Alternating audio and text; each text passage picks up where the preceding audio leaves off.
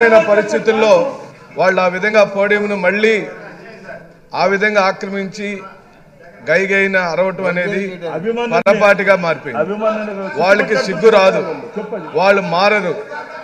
వాళ్ళకి చిత్తశుద్ధి ఉంటే గవర్నర్ గారి యొక్క ప్రసంగంలో ఈ ప్రభుత్వం అనగా వైఎస్ జగన్మోహన్ రెడ్డి గారి ప్రభుత్వం సాధించిన సమున్నతమైన లక్ష్యాల యొక్క సంపుటిగా అందరి టేబుల్ మీద ఉంది. ఆ నివేదికలో పొందుపరిచిన అనేకమైన అంశాల మీద వాళ్ళు కూడా డిబేట్లో పాల్గొనే అవకాశం ఉంది. గవర్నర్ గారికి ధన్యవాదాలు చెప్పే కార్యక్రమము ఈ ప్రభుత్వం సాధించిన లక్ష్యాలను విజయాలను ఒకసారి మనం ఈ సభ మననం చేసుకోవాలి. కానీ తెలుగుదేశం పార్టీకి సిగ్గు రాదు, తెలుగుదేశం పార్టీ వాళ్ళు మారరు. ప్రజలందరూ కూడా దీన్ని గమనించమని చెప్పి అడుగుతున్నాం. మిమ్మల్ని ఈ విధంగా అవమానపరచడం పదే పదే పరిపాటిగా మారిపోయింది. వాళ్ళకి అల్లరి చేయటం, ఇక్కడ నుంచి సస్పెండ్ అయ్యి వెళ్ళిపోవటం, బయట మీడియా దగ్గర మాట్లాడటం, లంచ్ చేయటం, వెళ్ళి మళ్ళీ 2 గంటలకు పడుకోవటం, ఇదే అలవాటు అయిపోయింది. వాళ్ళకి మార్పు రాదు. ఎందుకంటే సభానాయకుడు వాళ్ళ యొక్క నాయకుడు ఎప్పుడైతే అసెంబ్లీకి రాకుండా బయట ఉన్నాడో ఇక్కడ ఒక్కళ్ళు కూడా సీట్లో కూర్చొని ఉన్నట్టుమే చంద్రబాబు నాయుడు యొక్క రాజకీయం. చంద్రబాబు నాయుడు ఈ సభలోకి రాడు, వీళ్ళని కూర్చొనియడు.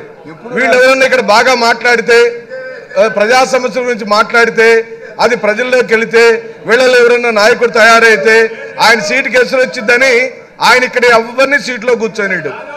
ఏ అంశము ఉండదు. వాళ్ళు బాధుడే మీద అని జగన్ గారికి భయపడి ఏ అంశం మీదైనా సీట్లలో కూర్చొని మాట్లాడచ్చు అధ్యక్ష, ఎవరికి అభ్యంతరం లేదు.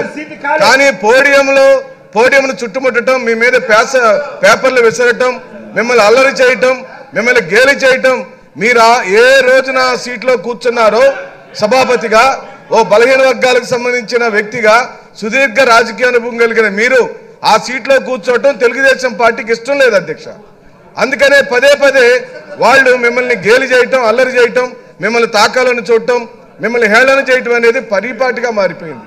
ఇక వాళ్ళ గురించి మాట్లాడటం మానేస్తే అధ్యక్ష, నిజంగా రాష్ట్ర గవర్నర్ గారు ఈ ప్రభుత్వం సాధించిన విజయాలకు సంబంధించి వారు చెప్పిన మాటలను ప్రతి ఒక్క దానిని మేము అభినందిస్తూ వారికి నిండుగా మేము మీ ద్వారా గవర్నర్ గారికి కృతజ్ఞతలు చెప్తున్నాం అధ్యక్ష.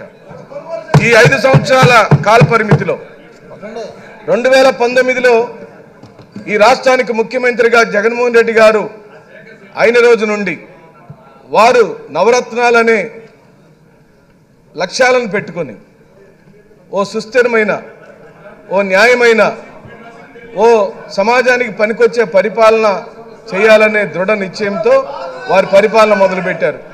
ఆ పరిపాలన మొదలుపెట్టే రోజుకి తెలుగుదేశం పార్టీ చేసిన పాపాలు, తెలుగుదేశం పార్టీ ఇచ్చిన హామీలు, తెలుగుదేశం పార్టీ హయాంలో జరగని న్యాయం అన్నిటికీ పరిష్కారం ఒక్కటే, అది వైఎస్ జగన్మోహన్ రెడ్డి గారి యొక్క పరిపాలనని మనకు అర్థమైంది అధ్యక్ష.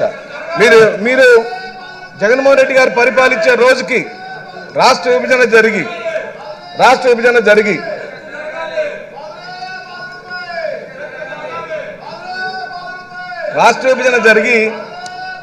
రాష్ట్రం నష్టపోయిన సందర్భంలో, రాష్ట్రము పూర్తిగా చితికిపోయిన సందర్భంలో చంద్రబాబు నాయుడు గారు 2014 నుంచి 19 వరకు సర్వనాశనం చేశాడు అధ్యక్ష. ప్రజలకు ఇచ్చిన హామీలన్నీ తొంగలో దొక్కాడు. ఆ హామీల గురించి నేను ఏకరువు పెడితే గవర్నర్ గారికి ధన్యవాదాలు చెప్పే నా ప్రసంగం చంద్రబాబు నాయుడు గారిని విమర్శించడానికి పోయింది. కాబట్టి జగన్మోహన్ రెడ్డి గారు సాధించిన విజయాల గురించి సభ దృష్టికి మీ ద్వారా తీసుకురావాలని చెప్పి అనుకుంటున్నాం అధ్యక్ష. జగన్మోహన్ రెడ్డి గారు రాష్ట్ర పరిపాలన మొదలుపెట్టినప్పుడు ఈ రాష్ట్రంలో ఉన్న సామాజిక స్థితిగతులు, ఆర్థికంగా చితికిపోయిన రంగాలు, వెనకబడినటువంటి వర్గాలు, దళిత బలహీన మైనార్టీ వర్గాలు, వీళ్ళన్నిటికీ ఏదైనా న్యాయం చేయాలనే దృఢ సంకల్పంతో వారు ఒక సుపరిపాలన తీసుకొచ్చారు. ఆ పరిపాలనలో వారు తీసుకొచ్చిన బృహత్తరమైనటువంటి రంగాలు ఒక విద్యారంగం, ఒక వైద్య రంగం అనగా ఆరోగ్యము, వ్యవసాయ రంగము, స్త్రీ సంక్షేమము, అలాగనే ఆయన పట్టించుకున్న సామాజిక న్యాయం.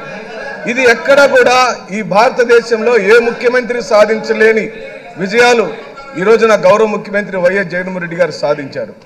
అది చూసి ఓర్చుకోలేని తెలుగుదేశం పార్టీకి సీట్లలో వాళ్ళు కూర్చోలేరు అధ్యక్ష.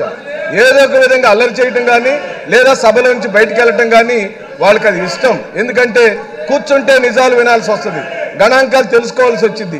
జరిగినవే చెప్పగలుగుతున్నాం మేము కూడా, జరగని దాని ఒక్క మాట కూడా ఈ సభలో మేము చెప్పడానికి వీల్లేదు అధ్యక్ష. మీరు గమనిస్తే అధ్యక్ష, అక్కడ నిలబడిన తెలుగుదేశం పార్టీ వాళ్ళందరికీ నేను ఛాలెంజ్ చేస్తున్నా. మీరు అనుకున్న అమరావతిలో బాబాసాహెబ్ అంబేద్కర్ విగ్రహాన్ని మీరు ఎక్కడ పెట్టారు? బాబాసాహెబ్ అంబేద్కర్ విగ్రహానికి మీరు ఎన్ని కోట్ల రూపాయల డబ్బులు? అధ్యక్ష, ఇది ఖండిస్తున్నాం. మీ మీద పేపర్లు చల్లటం అనే విషయాన్ని దయచేసి తెలుగుదేశం పార్టీ సభ్యులు మా సహనాన్ని పరీక్షించొద్దని చెప్పి కోరుకుంటున్నాం. మీకు ఇది పొరపాటు అయింది, మీకు పొరపాటు అయిపోయింది. గొడవ పెట్టుకోవటమే మీ లక్ష్యం. ఇది పద్ధతి కాదు, ఇది పద్ధతి కాదు. ఒక బలహీన వర్గాలకు సంబంధించిన స్పీకర్ గారి తలపైన ఆ విధంగా పేపర్లు వేయటం పద్ధతి కాదు.